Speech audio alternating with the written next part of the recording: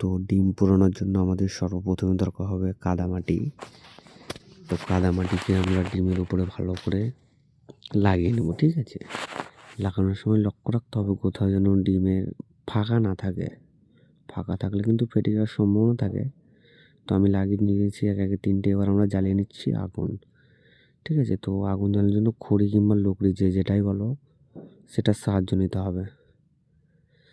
তো ধাপে ধাপে খড়িগুলোকে সাজিয়ে আগুনটা ভালো করে জ্বালানোর পরে আমরা এবার ডিমগুলোকে দিয়ে দিলাম একটা একটা করে 3টে, ঠিক আছে। তো যেই আস্তে আস্তে মানে খড়িটা পুড়বে, মাটিটা শক্ত হতে লাগবে, ডিমটা কিন্তু নাড়াচাড়া করতে হবে, ঠিক আছে।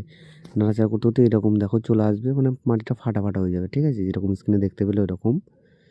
তো এবার আমাদের আর একটা কাজ করে নিতে হবে কি, যখনই মাটিটা ফাটা ফাটা হয়ে যাবে তখনই আমাদের 5-7 মিনিট পরে ডিমগুলোকে আস্তে আস্তে একে একে এইভাবে বের করে নিতে হবে। আমি যেভাবে বের করলাম, বের করে নেওয়ার পরে তোমরা কিন্তু দেখতে পাবে যে মাটিগুলো প্রায় ফেটে ফেটে গেছে, ঠিক আছে।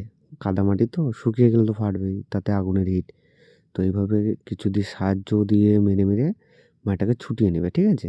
ডিম হয়ে গেলে অটোমেটিক ছুটে যাবে। তো আমরা ডিম কিন্তু 3টা দিয়েছিলাম, একটা ফেটে গেল। তো একটা ফেটে গেলে কিছু করার নেই, যাক দুটোই। তো এবার কিন্তু দেখো ডিমটা, যাই হোক আমরা ফার্স্ট টাইম বলে এরকম কালচেটে একটু দাগ পড়ে গেছিলো এক সাইডে, মানে সে সাইডটা একটু বেশি হয়ে গেছে আর কি, ঠিক আছে।